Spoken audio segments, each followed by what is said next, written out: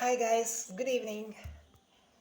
ഇപ്പോൾ എൻ്റെ ഇത്രയും പോർഷൻ ഡാർക്കും ഇത്രയും പോർഷൻ അങ്ങോട്ട് ഫുൾ വൈറ്റുമായിട്ട് നിങ്ങൾ കാണുന്നുണ്ടാവും. സോ ഷാഡോ തട്ടുന്നത് ഈ സൈഡ് ആയതുകൊണ്ടാണ് ഒബ്വിയസ്ലി. അപ്പോൾ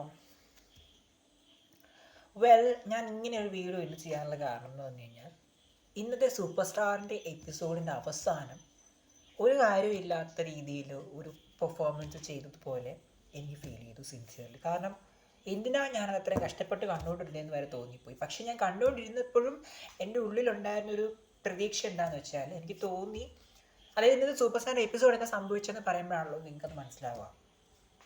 സൂപ്പർ സ്റ്റാർ എന്നും കാണുന്നവർക്കറിയാം, ഇന്ന് സൂപ്പർ സ്റ്റാറിൻ്റെ അവസാനം Manjari every night in my dreams I see you I feel you പാടി. അതിനകത്ത് ഡാൻസ് കളിച്ച ജാക്കും റോസും ആരൊക്കെ ആയിരുന്നു എന്നറിയാമോ? സൂപ്പർ സ്റ്റാർ കണ്ടവർക്കറിയാം, നമ്മുടെ സ്വന്തം ആങ്കർ പാർവതിയും അതിലെ കണ്ടസ്റ്റൻറ്റ് ബദ്രിനാഥുമായിരുന്നു. അപ്പോൾ ഇവർ രണ്ടുപേരും ജാക്ക് ആൻഡ് റോസ് ആയിട്ട് കളിച്ചപ്പോൾ അതിൽ എന്തെങ്കിലും ഒരു കോമഡി ഒന്നുകിൽ ബദ്രിയുടെ സൈഡിൽ നിന്നുണ്ടാവും, അല്ലെ പാറുവിൻ്റെ സൈഡിൽ നിന്നുണ്ടാവും, അല്ലെ മഞ്ജരി പാടിയപ്പോൾ എന്തെങ്കിലും ഒരു ചിരിച്ചോണ്ട് ലൈക്ക് ചിരി വന്നു, നാച്ചുറലി വന്നു പോയി അവരുടെ എന്തെങ്കിലും മൂവ്മെൻറ്റ്സ് കണ്ടിട്ട്, അല്ലെങ്കിൽ കുസൃതി കണ്ടിട്ട്, അങ്ങനെയുള്ള രീതിയിലൊക്കെ ഞാൻ തോന്നി. ഇതൊന്നും ഇല്ലാതെ ചുമ്മാ every night in my dreams പാടുന്നു, ഇവർ ഡാൻസ് ചെയ്തപ്പോഴേക്കും I was like what, why, എന്തിനായിരുന്നു ഇതെന്ന് എനിക്ക് മനസ്സിലായില്ല. എന്താണ് അതുകൊണ്ട് ഉദ്ദേശിച്ചത് എനിക്ക് മനസ്സിലായില്ല. അതായത് ഇന്നത്തെ എപ്പിസോഡ് മാത്രമേ രഞ്ജൻ രാജ് ഉണ്ടായിരുന്നുള്ളൂ എന്നതിന് വേണ്ടിയിട്ട് മാത്രം രഞ്ജന് പറഞ്ഞു വയ്ക്കാൻ വേണ്ടിയിട്ട് ഒരു ഫെയർവെൽ സോങ് അല്ലെങ്കിൽ ഒരു സെൻഡ് ഓഫ് സോങ് ആയിട്ട് കൊടുക്കേണ്ടിയിരുന്ന പാട്ടാണോ ഇത്? അത് എനിക്കൊരു ഡൗട്ട് തോന്നി. ഇതിൻ്റെ director I think Sindhu Mohan എന്ന് പറയുന്ന വ്യക്തിയാണ് ഇതിൻ്റെ ഡയറക്ടർ. അതേപോലെ അമൃത ടി വിയുടെ ഡയറക്ടർ കൃഷ്ണചന്ദ്രൻ സാർ. എന്തുകൊണ്ടാണ് ഇങ്ങനെ കോൺസെപ്റ്റ് കൊണ്ടുവന്നത് ഡെഫിനറ്റ്ലി പറഞ്ഞാൽ നന്നായിരിക്കും. ഇതൊരു ചുമ്മാ ഓക്കെ, ഇതിനെന്തിനാണ് ഇങ്ങനെയൊക്കെ ചിന്തിക്കുന്നതെന്ന് നിങ്ങൾക്ക് വിചാരിക്കുന്നതാണ്. പക്ഷേ നമ്മളൊരു എപ്പിസോഡ് കാണുമ്പോൾ ഒബ്വിയസ്ലി ഇതുവരെ തോന്നാത്ത തരത്തിലുള്ള ഒരു ചോദ്യവും സംശയവും ഒരു മനസ്സിലാകാഴിക ഒക്കെയുള്ള ഒരു എപ്പിസോഡ് ക്ലൈമാക്സ് ആയിപ്പോയി ഇന്നത്തേത്. എനിവേയ്സ്, അതൊക്കെ പോട്ടെ. ഇന്ന് സത്യം പറഞ്ഞാൽ ഇന്നും ടോക്സ് എൻ്റർപ്രൈസിൽ നിന്ന് എനിക്ക് കോൾ വന്നിട്ടില്ല കേട്ടോ. ഞാൻ രാവിലെ ഒന്ന് ട്രൈ ചെയ്തു, എന്നോട് 9 മണിക്ക് ശേഷം ട്രൈ ചെയ്യാൻ പറഞ്ഞതാണ്. പക്ഷേ ഞാൻ എഴുന്നേറ്റപ്പോൾ സ്വാഭാവികമായിട്ടും 10:15. എന്നിട്ട് ഞാൻ വിളിച്ച് നോക്കിയപ്പോൾ എടുത്തില്ല. പിന്നെ തിരിച്ച് എനിക്ക് റിപ്ലൈ വന്നിട്ടില്ല. അതിനുശേഷം ഞാൻ ഇൻഡീഡിൽ അപ്ലൈ ചെയ്താലോ എന്ന് ആലോചിച്ചു. ആൻഡ് ആസ്കിങ് മൈ സിസ്റ്റർ ഞാൻ അതിന് തുടങ്ങി. മെല്ലെ ഇൻഡീഡിൽ ഇൻഡീഡ് തന്നെ നമുക്കൊരു പ്രൊഫൈൽ റഫായിട്ട് ക്രിയേറ്റ് ചെയ്യാൻ സഹായിക്കും കേട്ടോ. അപ്പം അങ്ങനെ നമ്മുടെ പേരും നാളും കാര്യങ്ങളും ഡിസ്ക്രൈബ് ചെയ്തുകൊണ്ട് റഫായിട്ടുള്ള ഒരു CV ഫോർമാറ്റാണ് അവർ നമുക്ക് തരിക. പ്ലെയിൻ പേപ്പറിൽ വലിയ കാര്യമായിട്ടുള്ള ബാക്ക്ഗ്രൗണ്ട് ഡിസൈൻസോ ലേഔട്ടോ ടെംപ്ലേറ്റ് മോഡലോ ഒന്നും ഇല്ലാതെ, ക്യാൻവ പോലെ അത്ര വലിയ ഭംഗിയിലൊന്നും അല്ല, ഒരു ചുമ്മാ ഒരു പ്ലെയിൻ പേപ്പറിൽ നമ്മൾ പ്രിൻ്റ് അടിച്ച് വെച്ച് എങ്ങനെ ഇരിക്കും അതുപോലെ വളരെ സിമ്പിൾ ആൻഡ് എലഗൻ്റ് ആണെന്ന് പോലും നമുക്ക് തോന്നത്തില്ല. അത്ര ഒരു വളരെ സാധാരണ ഒരു ഫോർമാറ്റിൽ. അതെനിക്ക് എന്താ സുഖം തോന്നിയില്ല. അത് ഞാൻ ഡൗൺലോഡ് ചെയ്ത് വെച്ചു, ഒരു അറ്റാച്ച്മെൻറ്റ് കോപ്പി ആയിട്ട് ഞാൻ ഡൗൺലോഡ് ചെയ്ത് വെച്ചു. അത് വെച്ചിട്ട് ഞാൻ 1-2 ഇൻഡീഡിൽ തന്നെയുള്ള അഡ്വർടൈസിങ്, കോപ്പി റൈറ്റിംഗ് അല്ലെങ്കിൽ ലൈക്ക് റൈറ്റിംഗ് ഏജൻസീസിൽ അപ്ലൈ ചെയ്തു. അതല്ലാതെ എൻ്റെ ഒറിജിനൽ CV വെച്ച് ഞാൻ അപ്ലൈ ചെയ്തു. അതിൽ എനിക്ക് തോന്നുന്നു ഞാൻ ഇന്ന് ഒറിജിനൽ CV വെച്ച് അപ്ലൈ ചെയ്ത ഏജൻസിയിൽ നിന്നാണ് എനിക്കൊരു കോൾ വന്നു. അതേപോലെ ഞാൻ അറ്റ് ദ സെയിം ടൈം ലിങ്ക്ഡ്ഇനിൽ വന്ന നോട്ടിഫിക്കേഷനിലും ഇതുപോലൊരു റൈറ്റർ ഓപ്പർച്യൂണിറ്റിയിൽ, കോപ്പി റൈറ്റർ ഓപ്പർച്യൂണിറ്റി, 2 കൊച്ചി ബേസ്ഡാണ് കേട്ടോ. അപ്പോൾ ആ 2 ഏജൻസീസിൽ നിന്ന് എനിക്ക് 2 അടുത്തടുത്ത സമയങ്ങളിലായിട്ട് കോൾ വന്നു. അപ്പോൾ അടുപ്പിച്ച് 2 പേരും എനിക്ക് തന്നിരുന്നതും ഒരേ കൈൻഡ് ഓഫ് ടാസ്കുകൾ തന്നെയായിരുന്നു, കോപ്പി റൈറ്റിംഗ് ടാസ്കുകളും. ഒരു ഏജൻസിക്കാരൻ എനിക്ക് തന്നത് 3 ടാസ്കുകളാണ്. 3 ടാസ്കുകളും അവരുടെ ക്ലയൻസ് ആയിട്ടുള്ള പോപ്പുലർ ബ്രാൻഡ് അല്ലെങ്കിൽ കമ്പനി, പോപ്പുലർ ബ്രാൻഡ്സിന് വേണ്ടിയിട്ടുള്ള കോപ്പി റൈറ്റിംഗ് ആയിരുന്നു. കോപ്പി റൈറ്റിംഗ് എന്താണെന്നൊരു പക്ഷേ നിങ്ങൾക്ക് എല്ലാവർക്കും അറിയാമായിരിക്കും. ബേസിക്കലി പരസ്യങ്ങൾക്ക് വേണ്ടി നമ്മൾ എഴുതുന്നതിനാണ്. അതൊരു പരസ്യത്തെ നമ്മൾ പരസ്യപ്പെടുത്താനായിട്ട്, ഒരു പരസ്യമാണെന്ന് ബോധിപ്പിക്കാൻ വേണ്ടിയിട്ട് നമ്മൾ എന്തൊക്കെ കാര്യങ്ങൾ എഴുതി ചേർക്കുമോ, ഇപ്പോൾ അത് നമ്മൾ വിഷ്വലി റെപ്രസെൻ്റ് ചെയ്യുക, അല്ലെങ്കിൽ നമ്മൾ TV യിലൂടെയും അതുപോലെ ഇപ്പോൾ തിയേറ്ററിനിടയിലാണെങ്കിലും ഒരു പരസ്യം ഇടുവാണെങ്കിൽ, അല്ലെങ്കിൽ നമ്മൾ പത്രത്തിലൊരു മാഗസീൻ അല്ല ന്യൂസ് പേപ്പർ ആഡായിട്ട് മാസികയിലെ മാഗസീൻ ആഡായിട്ടൊക്കെ കൊടുക്കാനാണെങ്കിലും നമ്മൾ വളരെ ഡിഫറെൻറ്റ് കളർഫുൾ ക്യാച്ചി ക്യാപ്ഷൻസ് ഒക്കെ കൊടുക്കൂലേ എന്ന് പറയുന്ന പോലെ അതിന് വേണ്ടിയിട്ടുള്ള ക്യാപ്ഷൻസും അല്ലെങ്കിൽ ബാക്ക്ഗ്രൗണ്ടിൽ ഒരു സ്ക്രിപ്റ്റായിട്ട് നമ്മളൊക്കെ പ്രിപ്പയർ ചെയ്യുന്ന ഒരു റഫ് ഡ്രാഫ്റ്റും ഇതെല്ലാം കൂടി ചേർന്നാണ് കോപ്പി റൈറ്റിംഗ് എന്ന് പറയുന്നത്. അപ്പോൾ അങ്ങനെ ഞാൻ AI സഹായത്തോടെ ആണെങ്കിലും ഞാൻ പെട്ടെന്ന് ചെയ്തു കൊടുത്തു. ഒരു ടാസ്ക് എനിക്ക് ആദ്യത്തെ ഏജൻസിക്കാരെന്നോട് തന്ന ടാസ്ക് എനിക്ക് നാളെ വൈകുന്നേരം 6 മണിക്ക് മുമ്പ് സബ്മിറ്റ് ചെയ്യാൻ പറഞ്ഞിരിക്കുന്നതും അടുത്ത ഏജൻസിക്കാർ എനിക്ക് തന്ന ടാസ്കും ഒരുമിച്ച് ഞാൻ ഇന്ന് തന്നെ കൊടുത്തു. പക്ഷേ എൻ്റെ ഈ ഒരൊറ്റ ടാസ്ക് കൊണ്ട് മാത്രം അവർ ഇമ്പ്രസീവ് ആയില്ല എന്നുണ്ടെങ്കിൽ മാത്രം സപ്പോസ് ഒരെണ്ണം കൂടെ ഞാൻ എക്സ്ട്രാ ഒന്ന് അയച്ചു കൊടുത്തു. അപ്പോൾ ഞാൻ അതിന് വേണ്ടിയിട്ട് ഞാൻ ജെമിനായിൽ ഞാനിങ്ങനെ അടിച്ചു കൊടുത്തു. എങ്ങനെയാണ് എന്ന് ചോദിച്ചു കഴിഞ്ഞാൽ എൻ്റെ ഓൺ വേയിലേക്ക് ഇതിനെ ഒന്ന് മാറ്റിത്തരും എന്ന് പറഞ്ഞുകൊണ്ട്, അതായത് അങ്ങനെ കണ്ടാൽ തോന്നണം എന്നുള്ള രീതിയിലാണ് ഞാൻ ടൈപ്പ് ചെയ്ത് കൊടുത്തത്. അപ്പോൾ എനിക്ക് അതിനനുസരിച്ച് ഇൻസ്റ്റൻ്റ് ഒരു റിസൾട്ട് കിട്ടി. അതേപടി ഞാൻ എടുത്തു. അതിൽ ബ്രാക്കറ്റിൽ നമ്മൾ യോർ ബ്രാൻഡ് ഹിയർ അല്ലെങ്കിൽ അങ്ങനെയൊക്കെ പറഞ്ഞുകൊണ്ട് കൊടുത്തിരിക്കുന്നിടത്ത്, അല്ലെങ്കിൽ യുവർ വെബ്സൈറ്റ് ഹിയർ എന്നൊക്കെ പറഞ്ഞിടത്തൊക്കെ ഞാൻ ആ ബ്രാൻഡിൻ്റെ പേരും ആ വെബ്സൈറ്റും അതേപോലെ ഞാൻ ഇങ്ങനെ കൊടുത്തു. എന്നിട്ട് എല്ലാം ഒന്ന് ജസ്റ്റ് ഒന്ന് ചെക്ക് ചെയ്തിട്ടാണ് മെയിൽ ചെയ്തത്. എന്നിട്ട് ഞാൻ മെയിൽ പറയുകയും ചെയ്തു സെയിം ഞാനിതുപോലെ ഒരെണ്ണം കണ്ടിട്ട് മറ്റേത് വെച്ച് നിങ്ങൾക്ക് കമ്പയർ ചെയ്യാൻ വേണ്ടി ഇതിൽ ഏതാണ് ഏറ്റവും ബെറ്റർ എന്ന് നിങ്ങൾക്ക് തീരുമാനിച്ചിട്ട് മറ്റടുത്ത പ്രൊസീജിയറിന് വേണ്ടി എന്നെ അറിയിക്കാനായിട്ട് ഞാൻ അയക്കാമെന്ന് പറഞ്ഞു.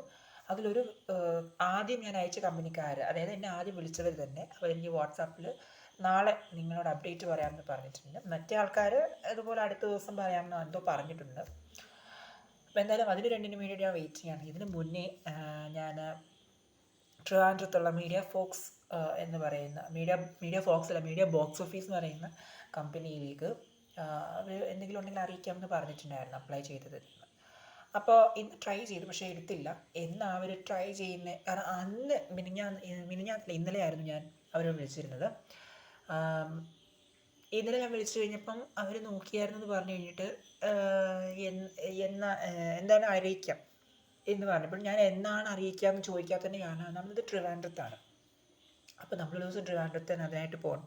പെട്ടെന്ന് നമ്മളങ്ങനെ ആലോചിക്കത്തില്ലല്ലോ ട്രിവാൻഡ്രം വരെ പോകണം. അല്ലെങ്കിൽ തന്നെ ഞാൻ ഇതിനു മുമ്പ് ഇൻറ്റേൺഷിപ്പ് അപ്ലൈ ചെയ്തപ്പോഴും മനസ്സിലാക്കി ട്രിവാൻഡ്രം വരെ പോകണം. പക്ഷേ എന്തോ അതൊന്നും കിട്ടിയില്ല.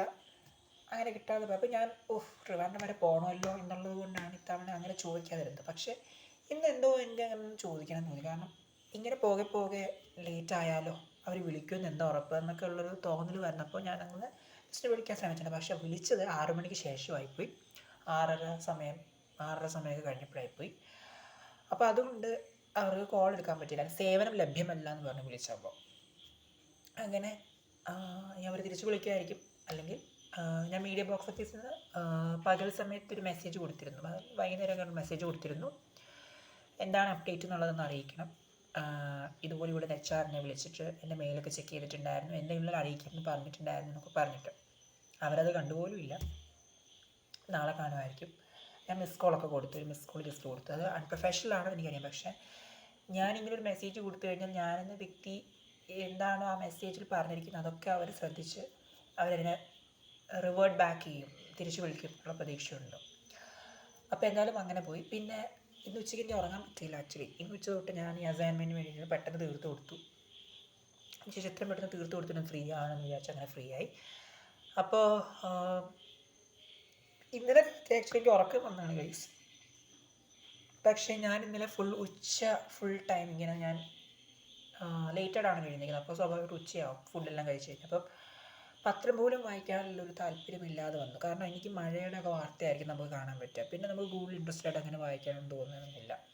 അങ്ങനെ എനിക്ക് തോന്നിയില്ല, എന്തോ ഇൻട്രസ്റ്റ് തോന്നിയില്ല പഴയ പോലെ. അപ്പോൾ ഞാൻ നേരെ ഫോൺ നോക്കി കുറേ നേരം ഉച്ചയ്ക്ക് എനിക്ക് ഇഷ്ടപ്പെട്ട ഇൻസ്റ്റഗ്രാമിൽ ഒരു ടൈപ്പ് ഓഫ് വീഡിയോ ഉണ്ട്, ഒരു സർട്ടൻ കാറ്റഗറി ഓഫ് വീഡിയോസ് ഞാൻ എപ്പോഴും കാണും. ഒരേ കാറ്റഗറി ഓഫ് വീഡിയോസാണ്, ഒരേ ടൈപ്പ് ഓഫ് വീഡിയോസാണ്. അപ്പോൾ അത് എപ്പോഴും കാണാൻ എനിക്ക് ഭയങ്കര ഇഷ്ടമാണ്. എന്ത് വീഡിയോസ് ആണെന്നൊന്നും പറയുന്നില്ല, വേറെ നിങ്ങൾ ദ്വയാർത്ഥപരമായിട്ട് ഇത് ചിന്തിക്കരുത്, ഓക്കെ?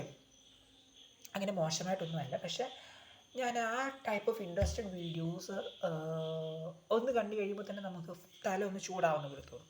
കുറേ സമയമാകുമ്പോൾ നമുക്ക് തന്നെ അറിയാം, കുറേ സമയം നമ്മൾ ഇടയ്ക്ക് നമുക്ക് തോന്നും ഒഴിവാക്കി പോവാം, പക്ഷെ നമുക്ക് വേറൊന്നും പത്രം വായിക്കണം തോന്നില്ല, വേറൊന്നും ചെയ്യാൻ തോന്നില്ല, ഈവൻ ഇന്ന് അപ്ലൈ ചെയ്യാൻ തോന്നിയ പോലെയേ തോന്നിയില്ല.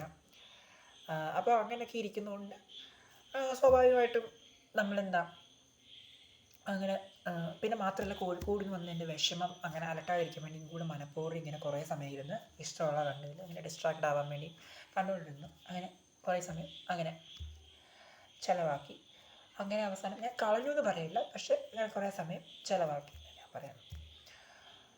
അത് കഴിഞ്ഞ് ഉച്ചയ്ക്കപ്പോൾ ചോറിനുള്ള സമയം ലേറ്റായിപ്പോയി. പിന്നെ ഞാൻ ചോറിൻ്റെ കഴിഞ്ഞു, പിന്നെ ഉച്ചയ്ക്കൊന്ന് ഉറങ്ങി.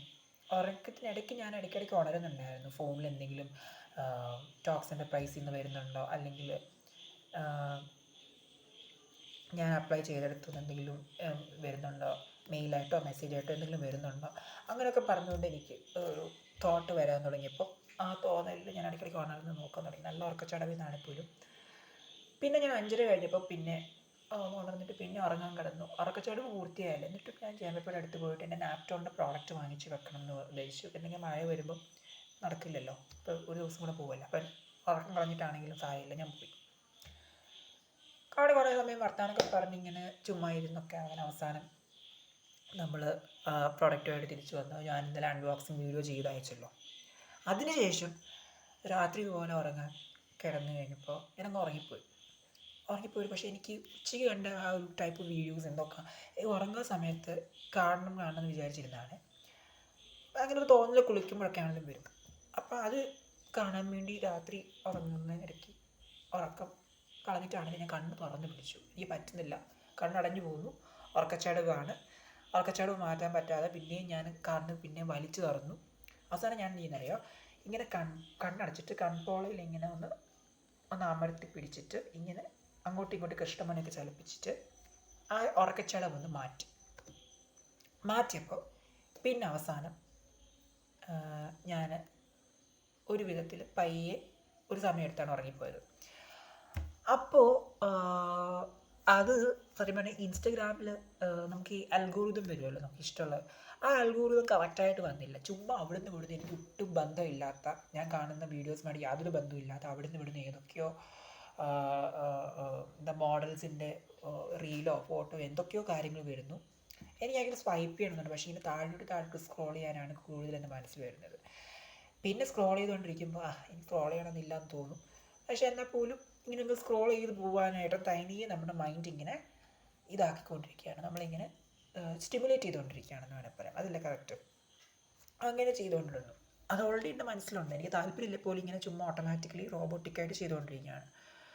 അപ്പോൾ അങ്ങനെ ഞാൻ ചെയ്തുകൊണ്ടിരുന്നു. എനിക്ക് സ്വൈപ്പ് ചെയ്യണമെന്ന് തോന്നിയില്ല. സ്വൈപ്പ് ചെയ്താൽ ഇതൊക്കെ തന്നെ ആയിരിക്കും വരുന്നതെന്ന് തോന്നിയിട്ടാണോ എനിക്കെന്തോ സ്വൈപ്പ് ചെയ്യാൻ തോന്നുന്നില്ല,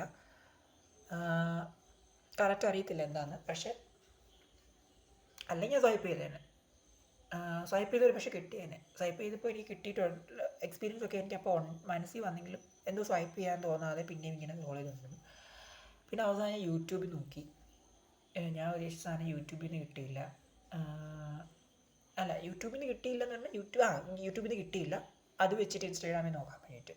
അങ്ങനെ അവസാനം പിന്നെ യൂട്യൂബിൽ നിന്ന് ഞാനൊരു സാധനം ഇങ്ങനെ വന്നിട്ട് ഞാനത് യൂട്യൂബിൽ സെർച്ച് ചെയ്ത് കണ്ടു, അങ്ങനെ ഉറങ്ങിപ്പോയി.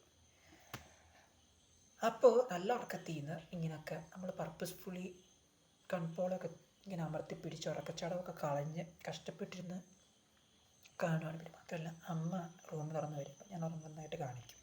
ആ സമയത്തൊക്കെ സത്യം പറഞ്ഞാൽ ചിലപ്പോൾ ഉറങ്ങത്തുപോലും അല്ലായിരിക്കും, ചിലപ്പോൾ നല്ല ഉറക്കത്തിലായിരിക്കും. പക്ഷെ നല്ല ഉറക്കത്തിലായിട്ട് അമ്മ വന്നപ്പോൾ ഞാൻ അങ്ങനെ അങ്ങ് ഉറങ്ങിപ്പോയതാണ് നാച്ചുറലി. അതങ്ങനെ വന്ന് പിന്നെയാണ് എനിക്കിങ്ങനെ ഇതുപോലെ വന്നത്, കണ്ണ് തുറക്കാൻ പറ്റാതെ വരികയൊക്കെ ചെയ്യും.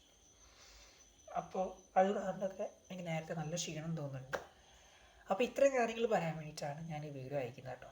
ഇത് എനിക്ക് എന്നോട് തന്നെ പറയണം തോന്നി, അത് അവസാനം ഞാൻ നിങ്ങളോടായിട്ട് പറയുകയാണ്. ഞാൻ നിങ്ങളോട് പറയുമ്പോൾ എനിക്ക് നിങ്ങളോട് പറയുന്നതായിട്ട് തോന്നുന്നത് യാഥാർത്ഥ്യമാക്കണം എന്നുള്ളത് കൊണ്ടാണ് ഞാനിങ്ങനെ പറയുന്നത്. ഇത് നിങ്ങൾക്ക് ചിലപ്പോൾ ഈവൻ എന്തിനാണ് ഇതൊക്കെ പറയുന്നതെന്ന് തോന്നിപ്പോൾ പൊട്ടത്തരമായിട്ടോ അതുപോലൊക്കെ തോന്നുമായിരിക്കും. പക്ഷെ അങ്ങനെയൊന്നും നിങ്ങൾ കണക്കാക്കരുത് ഞാൻ ഈ പറയുന്നതിന്. കാരണം ഇപ്പോൾ എന്നെപ്പോലെ ഇങ്ങനത്തെ ഒരു വിചിത്രമായ ഒരു രീതി ഉള്ള ആൾക്കാർ ഉറങ്ങുന്ന സമയത്താണ് പ്രത്യേകിച്ച്, അങ്ങനെയൊക്കെ ഉള്ളവരാണെങ്കിൽ നിങ്ങൾക്കിത് റിലേറ്റബിൾ ആണ്. അങ്ങനെയുള്ളവരല്ല നിങ്ങളെങ്കിൽ ചിലപ്പോൾ നിങ്ങൾക്ക് ഇത് കേൾക്കുമ്പോൾ ഞാൻ ഈ പറഞ്ഞ പോലെ തോന്നുമായിരിക്കും, പക്ഷേ അല്ല കുറച്ചുകൂടി വിചിത്രമായിട്ട് തോന്നുമായിരിക്കാം. എന്തായാലും എനിക്ക് നിങ്ങളോട് ഷെയർ ചെയ്യണമെന്നുണ്ടായിരുന്നു, അത്രയേ ഉള്ളൂ, വേറൊന്നുമില്ല കൂടുതലായിട്ട് പറയാനായിട്ട്. അപ്പോൾ എല്ലാവരും സുഖമായിട്ട് കിടന്നുറങ്ങിക്കോളൂ. ബൈ.